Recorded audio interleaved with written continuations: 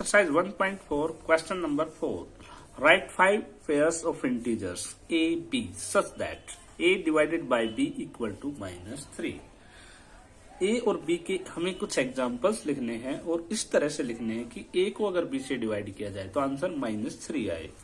And one such pair is 6 -2। एक example यहाँ पे दे भी रखा है कि a 6 और b -2। अगर हम 6 को -2 से डिवाइड करते हैं तो -3 आता है। तो ऐसे ही हमें पेयर लिखने हैं। अब यहाँ पर हमारे पास a divided by b must be equal to -3। इसका मतलब है a को b से a upon b must be -3। और एक एग्जांपल हमें दे भी रखा है कि 6 अपॉन -2 इक्वल टू -3 है। तो हमें इस तरह के कुछ और पेयर लिखने हैं। 5 पेयर्स हमसे पूछे हैं तो इसके इक्विवेलेंट फ्रैक्शंस लिख देंगे हम। 6 अपॉन -2 तो ऊपर तो 6 का टेबल लिखते जाइए और नीचे -2 का, जैसे 12, 18, 24, 30, 36। ये 6 का टेबल लिख दिया हमने। अब नीचे -2 का टेबल लिखते जाएंगे इनके। -4, -6, -8, -10, -12 इस तरह से। अब हमारे पास पेयर्स आ गए तो हम यहां पर लिखेंगे रिक्वायर्ड पेयर्स आर 12 -4, एक हो गया 18 -6, 24 -8।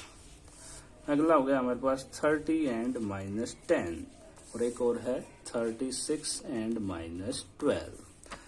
These are the answers. Next question. The temperature at 12 noon was 10 degree Celsius above 0. दोपहर 12 बजे जो टेम्परेचर था वो 10 डिग्री सेल्सियस ऊपर था 0 डिग्री सेल्सियस से, यानी कि +10 degree Celsius. If it decreases at the rate of 2 degree Celsius per hour until midnight, अगर ये टेम्परेचर मिडनाइट तक 2 डिग्री सेल्सियस पर आवर की रेट से डिक्रीज होता है तो at what time would the temperature be 8 degree Celsius below 0। तो 8 degree Celsius below 0 degree Celsius temperature चाहिए, यानी -8 डिग्री सेल्सियस टेम्परेचर किस वक्त हो जाएगा।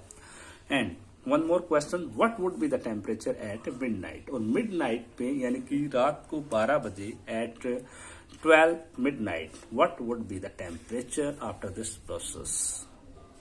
Solution में लिखेंगे हम temperature at 12 noon equal to 10 degree Celsius. Rate of decreasing rate है हमारे पास 2 डिग्री सेल्सियस पर आवर। 1 घंटे में 2 डिग्री सेल्सियस कम हो रहा है, ये डिक्रीजिंग रेट है। अब required temperature is equal to 8 degree Celsius below 0 degree Celsius, it mean -8 degree Celsius. तो टेम्परेचर को 10 डिग्री सेल्सियस से -8 डिग्री सेल्सियस पहुंचने के लिए कितना कम करना है, तो हम देखेंगे रिक्वायर्ड डिक्रीज। जो डिक्रीज होगा वो कितना है, 10 में से हम -8 को सब्ट्रैक्ट कर देंगे। 10 + 8 इक्वल टू 18 डिग्री सेल्सियस, यानी टेम्परेचर जो है वो 18 डिग्री सेल्सियस कम करना पड़ेगा हमें। अब इस चीज को, जो डिफरेंस हमने फाइंड आउट किया है, इसको एक डायग्राम से समझते हैं। हमने एक ये नंबर लाइन ड्रा की है और ये 0 डिग्री सेल्सियस टेम्परेचर, 0 से 10 डिग्री सेल्सियस ऊपर है ये 12 नून, एट 12 नून। अब इसको डिक्रीज करते जाना है 2 डिग्री सेल्सियस एवरी आवर और हमारे पास टारगेट है -8 डिग्री सेल्सियस का। तो यहाँ पर जो डिफरेंस है वो 80 डिग्री सेल्सियस हमारे पास आ गया है। अब time taken to decrease this 18 degree Celsius temperature to be calculated. हम यूनिटरी मेथड अप्लाई करेंगे और हम यहाँ पर लिखेंगे time taken to decrease 2 degree Celsius equal to 1 hour. 2 degree Celsius temperature कम करने के लिए 1 घंटा लगता है। Time taken to decrease 1 degree Celsius 1/2।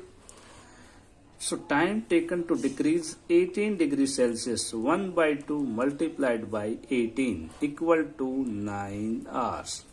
यानी 9 घंटे लग जाएंगे, 9 आवर्स लग जाएंगे -8 डिग्री सेल्सियस टेम्परेचर करने के लिए।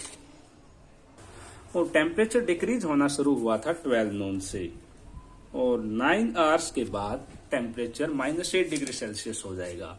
तो हमें बताना है किस वक्त -8 होगा। तो हम लिखेंगे at 9 PM the temperature would be -8 degree Celsius. अब इसी में एक सवाल और किया है हमसे पूछा है कि what would be the temperature at midnight. Midnight यानी 12 नून से 12 मिडनाइट तक का गैप जो है वो 12 आवर्स का है। अब 12 आवर्स में टेम्परेचर कितना कम हो जाएगा। हम लिखेंगे temperature decrease in 1 hour equal to 2 degree Celsius. Temperature decrease in 12 hours, 2 multiplied by 12 equal to 24 degree Celsius. अब टेम्परेचर इन बिगिनिंग, स्टार्टिंग में टेम्परेचर यानी 12 नून पर 10 डिग्री सेल्सियस है और 24 डिग्री सेल्सियस डिक्रीज हो जाएगा। तो हम लिखेंगे temperature at midnight equal to 10 - 24 equal to -14 degree Celsius.